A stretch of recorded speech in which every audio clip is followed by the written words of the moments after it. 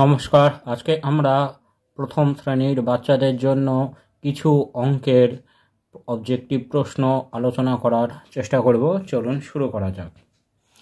1 নম্বরে বলেছে 1 ডজন কলা সমান শূন্যস্থান আছে টি কলা।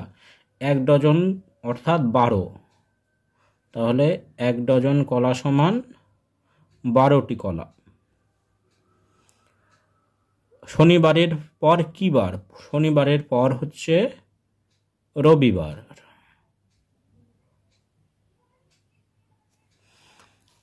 এক টাকায় কত পয়সা হয়? আমরা জানি 1 টাকায় হচ্ছে 100 পয়সা। তুমি একসাথে কজোড়া জুতো পরো? আমরা জানি মানুষ একসাথে 1 জোড়া অর্থাৎ 2টো জুতোই পরতে পারে, তাহলে 1 জোড়া। 1 জোড়া অর্থাৎ 2টো। সপ্তাহের প্রথম বার কোনটি? সপ্তাহের প্রথম বার রবিবার।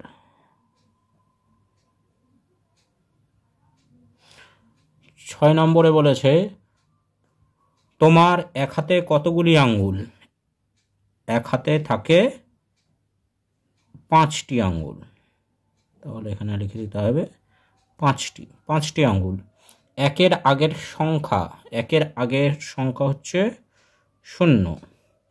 3 অঙ্কের বৃহত্তম সংখ্যা হচ্ছে 999। 2 অঙ্কের ক্ষুদ্রতম সংখ্যা হচ্ছে 10।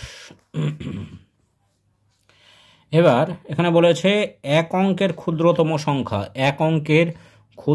সংখ্যা হচ্ছে 1। 3 অঙ্কের ক্ষুদ্রতম সংখ্যা হচ্ছে 100। 12র আগের সংখ্যা হচ্ছে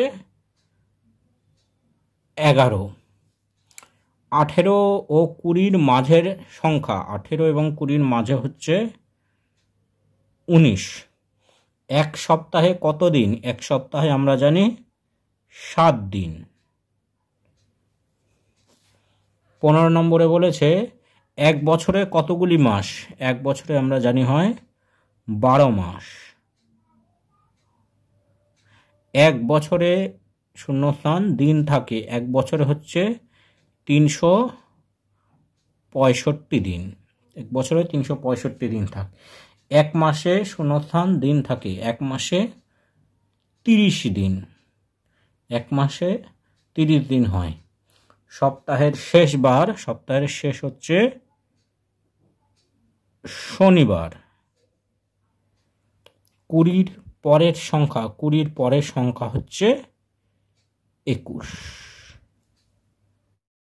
Thanks for watching this video.